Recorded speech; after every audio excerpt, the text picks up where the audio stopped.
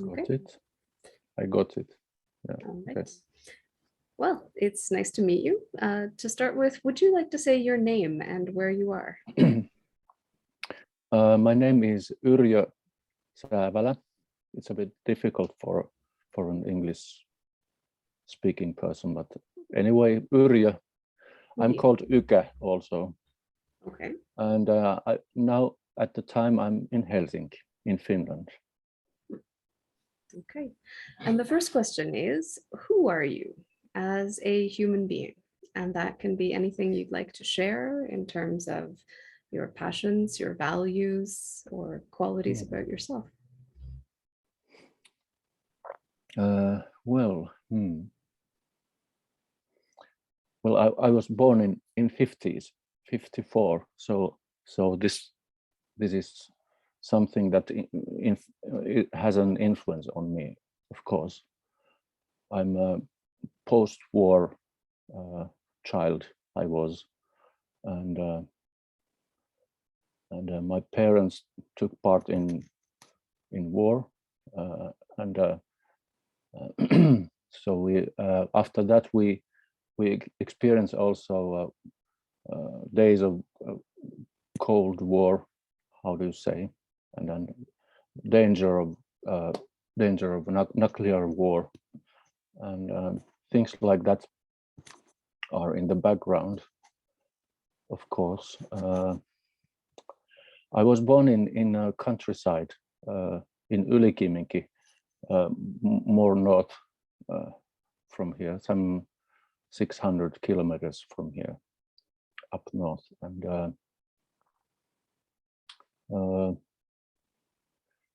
we had a home by the river, near the river. It was a farm where there were cows, dogs, a horse, and things like that. We maybe cats also, I suppose, and so this is my something that is in me also, I suppose. Yes. My father's family was religiously, they were religious people, yes, and my father was one of seven brothers, and there were three sisters too there, and which all, they didn't live by us then, but in the place where I was living in my first years, there were grandparents and very introvert grandfather, and very relaxed and philosophical grandmother, and then a couple of aunts, and my parents and my three sisters, and of course me, and it was a enlarged family. So and and what's I suppose what's special in those people. My mother came from southern Finland, yes, and her mother was a Swedish speaking person, and was born in St. Petersburg, which was we were Russia at that time, or the Finland. We was how do you say, we were separated from Russia in the year 17, in the year when my mother was born, and my mother went there up north to become a teacher, to teach children, and yes, that's the kind of vista that where we were then, and So that's where you come from. yeah. And who are you? and who I'm all that too, and I suppose it's a very difficult question. I think something that is something very personal in me that I don't find in very many people is that I'm synesthetic. I have synesthesias, strong, sometimes very strong synesthesias, and so I see music in colors and forms, for example, and things like that. So I think my grandparents were there in countryside, were very sensitive people, very maybe artistic too, but this religious surroundings was suppressing those traits in them, and so in my generation, my sister is an artist. She paints, and 3 of my children do art also. So I don't myself. I'm a gestaltist. Maybe this is my way of being creative. Well, interesting. When did you find language for synesthesia? When did you figure out what that was? Because I've heard some people get told it's hallucinations or it's. Oh, okay. Well, it's it was something we didn't speak to other people. It was quite normal in our family.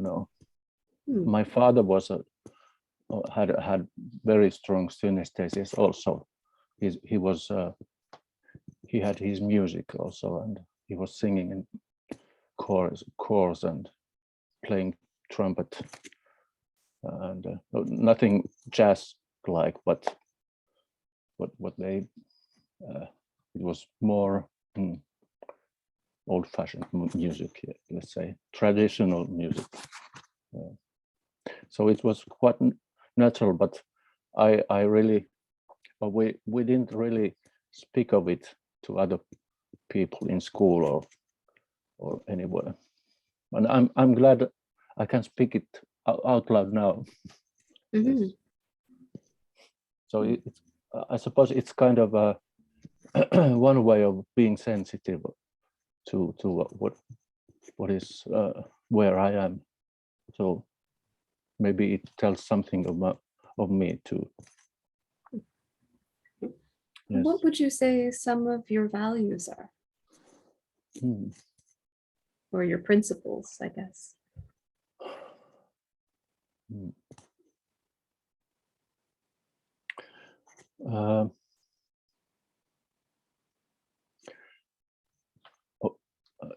My values. I like people. I really like people, and I'm interested in people. I was very shy, and not that shy anymore. Maybe a bit still, but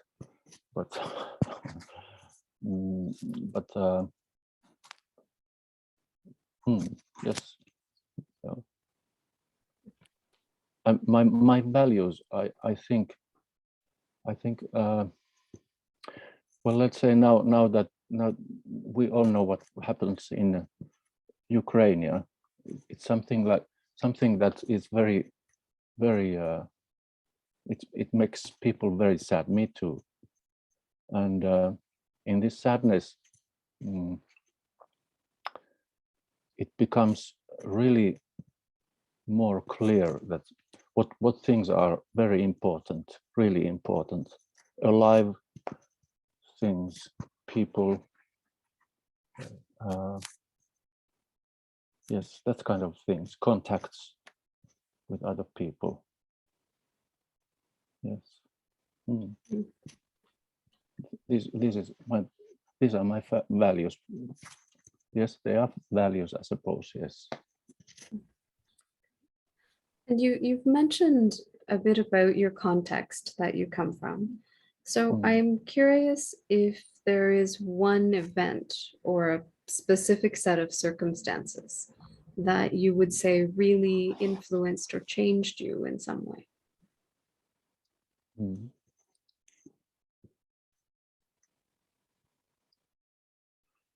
Well, this may sound not true, but it is true that when I found Gestalt, this has something.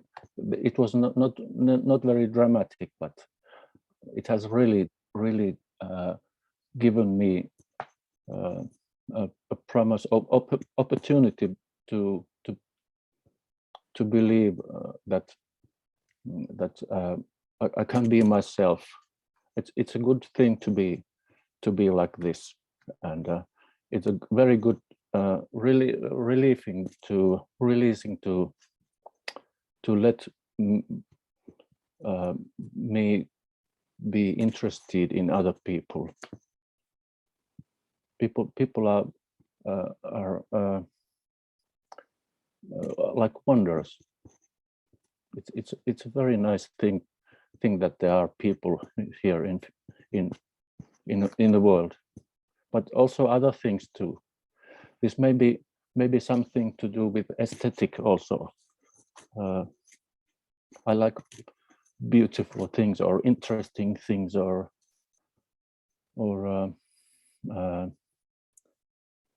things that have the secrets also. It makes me really interested. Yeah. Okay. Am I clear? Yes, yeah. Do I Finding Gestalt. okay? No, it makes sense. Yeah. I feel the same, about doing therapy and doing interviews, that it's significant for me for it to be okay to be curious and to appreciate Yes. and to It's come very forward nice. with that. Yeah. Mhm. Yes. So I don't have to be kind of stiff psychologist. I'm a psychologist. I don't have to have a role or things like that. I don't have to think too much. I don't have to know too much. So I can take I can try to find out what's going on. This is something very, very nice, releasing, and I like it a lot. And this is probably what Gestalt gave me. And it's been a process, of course, many years process, but anyway. Okay. What about people specifically in your life? Who would you say has been a major influence or someone who has touched you very deeply in your life? Hmm.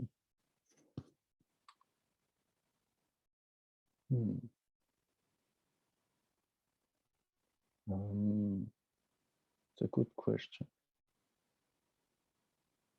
I'm going to marry next summer. I have been together with my couple some 10 years now. She is great, I suppose. I think so. I feel so. I don't suppose so. I feel so. Yeah. Yes. We have something in common. She's also very sensitive to aesthetics, and she has also music in her. We can discuss on colors of music. Sometimes we do that, and then we have these antenna moments where we think the same thing together, no, and then we speak out of it, and we could say, yes, I knew what you were thinking or what you were going to say or something like that.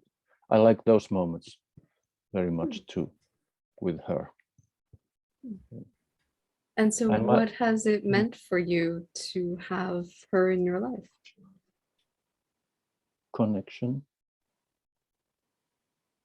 She's not the only one.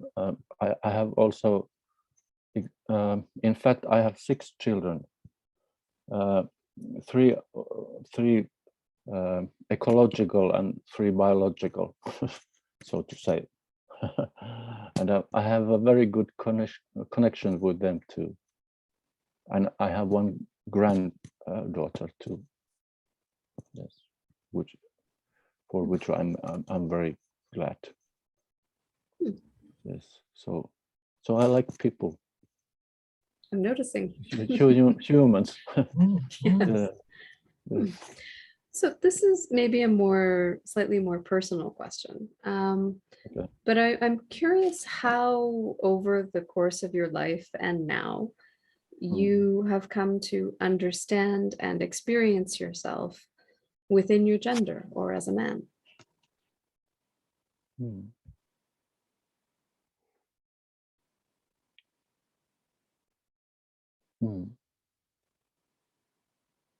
No, it's different. It's something special meeting, being with people in the same age as I am, born in 54 or in the 50s. There's something strangely familiar with them, those people. I don't know what it is, but it's maybe it's in a field, kind of field, and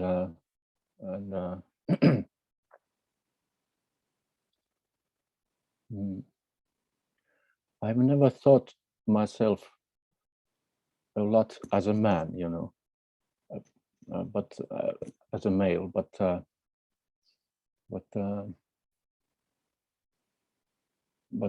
in time I have learned to enjoy it, being like this. I'm a man also. I'm a father, husband. Next summer, at least, yes. And my children. I think my children, all these 6 children plus 1, they think I'm male. I'm a man, kind of. I'm father and grandfather. Yes, it's very nice. It's okay. I wouldn't mind. Probably I wouldn't mind being transsexual or something like that. But I like this. I'm familiar with this, and I like it this way. It's good for now. Yeah, it's good for now. Yes. Okay. Well, another question, as you mentioned, the field and sort of your, I guess, place in the world is, how do you experience and understand power and privilege in your life?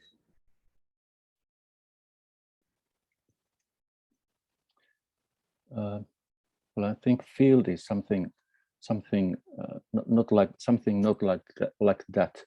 But I'm of course I'm privileged. I'm privileged. I was able to go to school. I was allowed to go to school. I was supported. My parents believed in me. Some of the teachers believed in me. My sisters believed in me, and then I suddenly found myself in university, which was where it was a surprise for me. I never believed that I could go there or be there as a student, but it succeeded somehow. And maybe I'm really lucky also. Yes, I think so. And that may be something to do with the field. I have had good-hearted people in my life till now, and probably more from now on also. Yes. And what about power? How do you experience or use or find power in your life?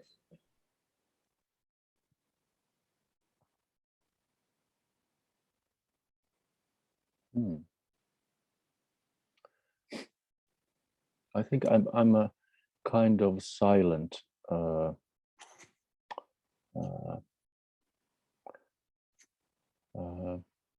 what's the English word? Silent. I don't speak that much. I'm not very expressive. I don't take space very much.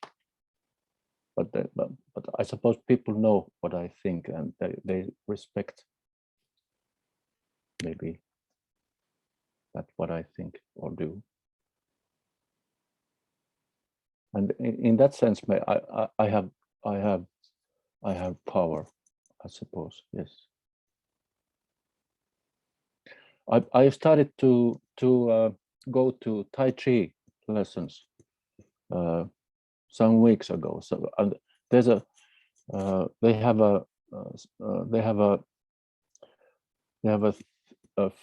they teach us to find power in us by centering, by becoming aware of a center, by and being relaxed in the same time. That was something really interesting in me. Yeah, but I'm well now that I'm a chairman in Finnish Gestalt Association, so I may have something to say, and I in that sense I have power or status or something like that. I don't like the being in status. I suppose we really try to work as a community, and I'm not that kind of leader. I don't feel a leader myself. Yeah, I think that says something about how you hold your power or what you do with it, right? Yes, I suppose. Yes. Yeah. So about this Gestalt community that you mentioned, what does that mean to you? What kind of Gestalt community do you feel a part of?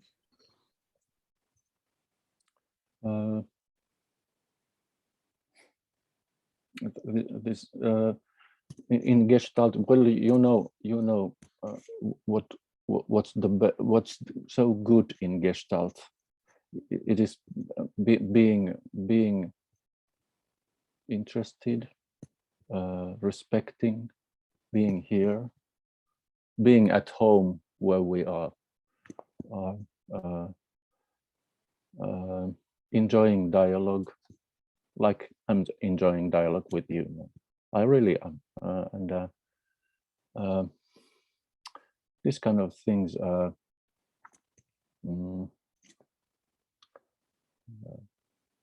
I lost the point. No, so I asked about Gestalt community. What is that for you? Yes, this people with which I'm starting, for example, to educate new Gestaltists. So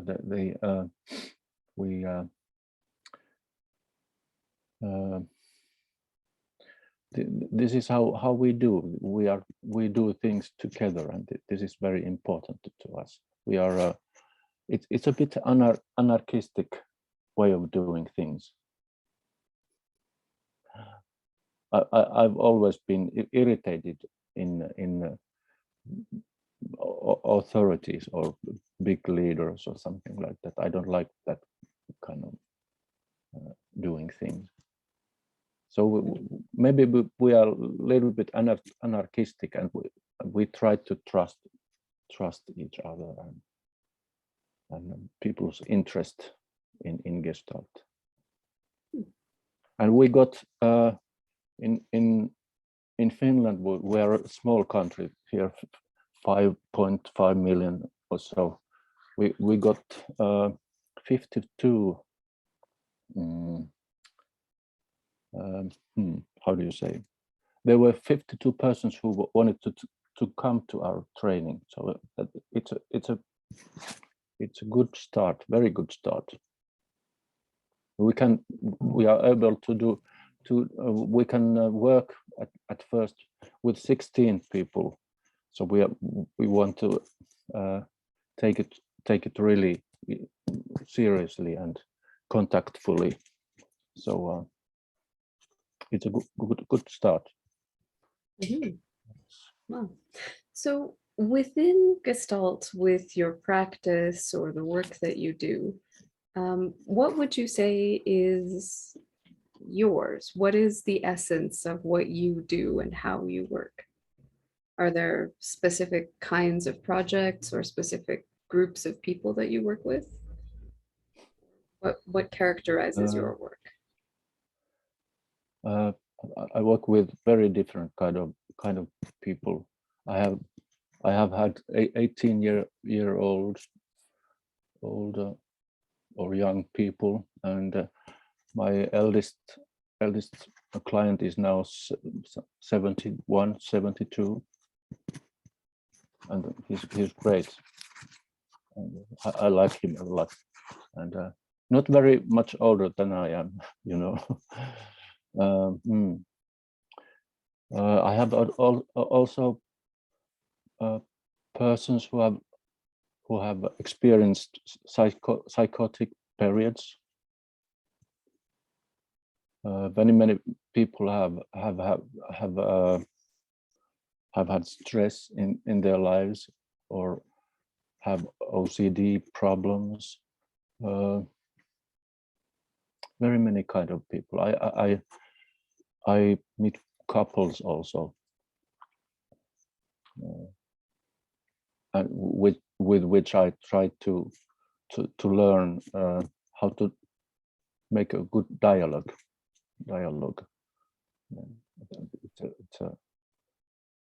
And the people seem to like it, like the way I do it. Yes, that's good.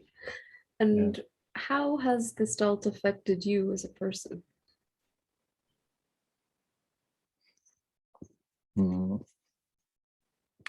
It has done a lot of good to me or for me. Yes.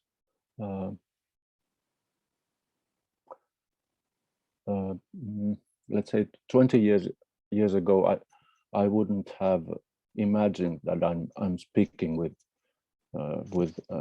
Heather someday in Zoom or speaking of myself, and that would have been an impossibility. Yes, but I think I have learned to what is important, that we are much alike with people around the world, and different but also alike. And what is so healing for me also, but but also to my clients, is that also my children and my wife, to important people in my life, that I'm much more in contact now. I'm thinking much less. I was thinking, I had my dialogues in my head, inner conversations, and it made me very tensed, and this may be something personal now. It's okay to say this. And Gestalt, and I have learned to express myself, and I have learned to like it also, though I'm shy, but it's okay to be shy also, I suppose. I appreciate your expression as well. Yeah. So what would you say some of the challenges have been for you in and around Gestalt?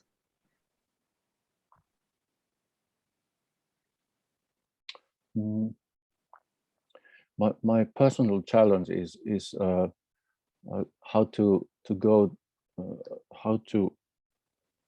over, how to move from understanding and feeling into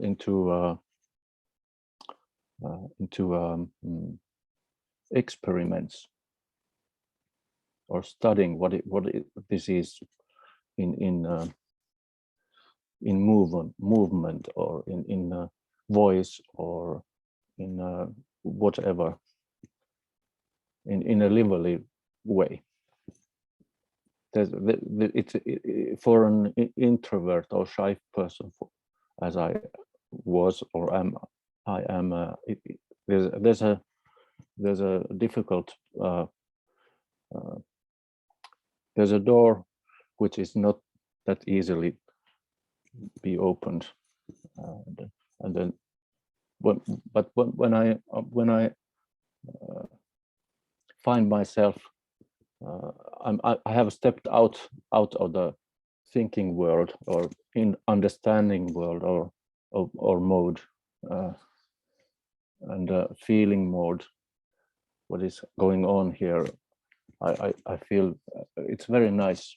People like it, and I like it too, and it easily becomes a new kind of happy moments with clients. Not always, but very many times. And do you have any of those particular moments or memories that you would like to share? Some people have sort of a favorite story, something that happened either as a client, a teacher, a therapist. Okay. Is there something that comes to mind for you?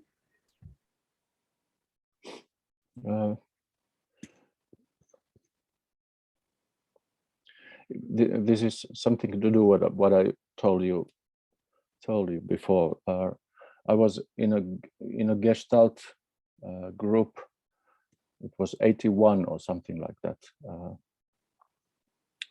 and it didn't work very well as a Gestalt, but there was a group of people where I realized that I really can speak of myself, and it was really something new. I felt that my feeling of time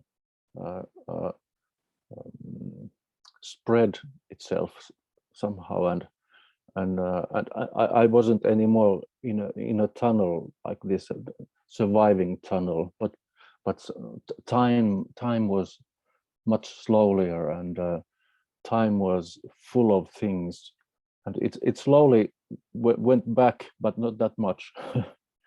and at the moment I realized that I really can speak. It's okay to be not ashamed. It's also okay to be, I suppose I felt also that it's okay to be ashamed too, but but I didn't have to be ashamed. So I was speaking. It was nothing special I was expressing, but it was something tremendous for me. I had a headache after that, and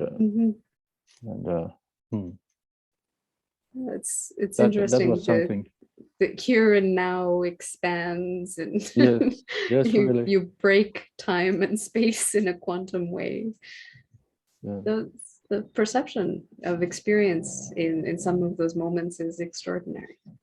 Yeah, yes. And now I found out that they're in Tai Chi, where we do where we move, and at the same time it's a slow moving thing, and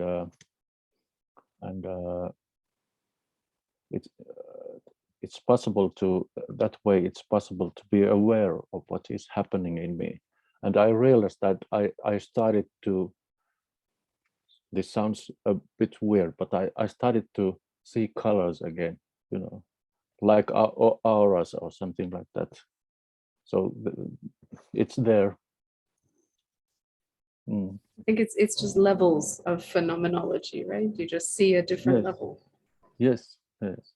I think it's a field that I'm somehow sensing there or seeing. Yes.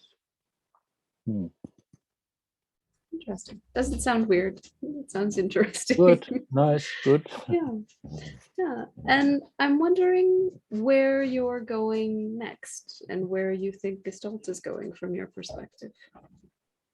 Well, we'll see. I'm really. I really hope that I have strength to do this for some years, because I'm 67 now, so I'm 68 in October, next October, so I'm not that young anymore. So it's a good time to get married, though, and start new things. Yeah, why not? Yes. So so this is educating is something new for me, and it's very dark now here. Yes, I've noticed. The sun going down already. I put some lights here so I don't look a ghost like that. There you go. Okay. You're back. So yes, teaching is coming up for you. Yes. And any other particular projects or thoughts about directions for Gestalt from where you are? Not really. I'm curious to progress or learn more things, and I noticed that they come when they want to come, kind of. At one point, not very long ago, I realized that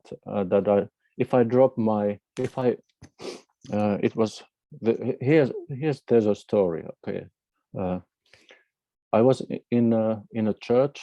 I'm not religious, but I was in a church listening to Christmas music, and I thought that okay, this same stuff again, but I decided to try something else. So I dropped my my listening into the center of my body. So I started to listen to the music, familiar music, with my center of my body, and suddenly it became much more beautiful, and I heard more and more in the music, and it became also more dimensional somehow, strangely.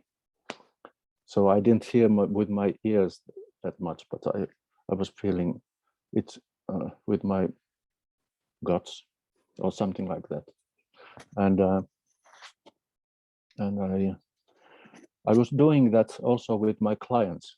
So I told them that now I'm dropping my listening and hearing and thinking or being aware into my center of my body more. I'm kind of looking inwards and looking outwards also, and this was something very, very nice also. I have learned to see people much more beautifully or beautiful and interesting. This is something to do with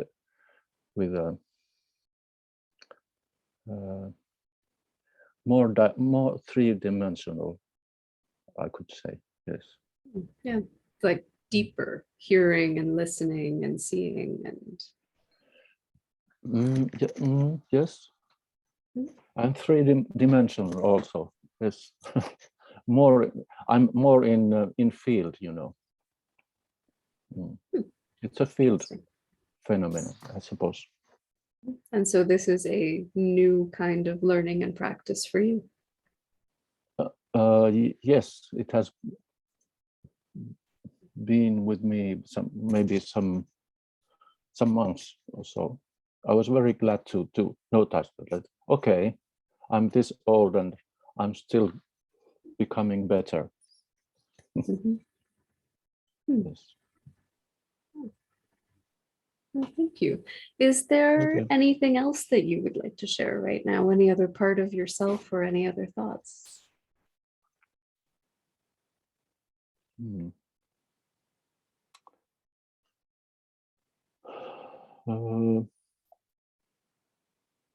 This is a political statement, but we in Finland we don't hate Russians.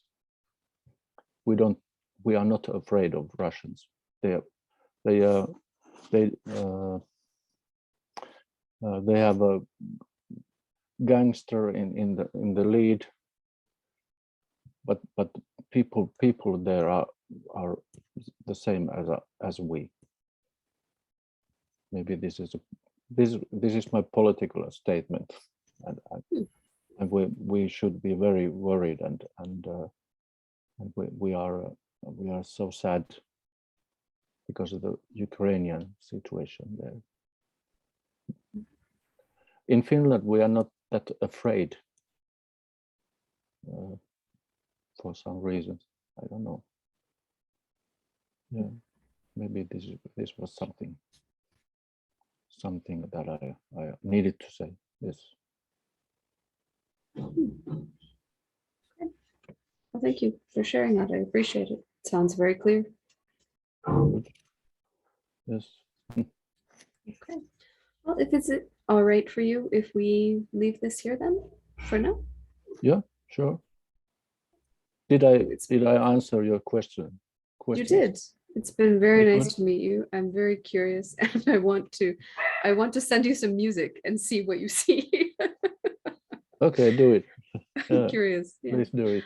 Okay, thank you.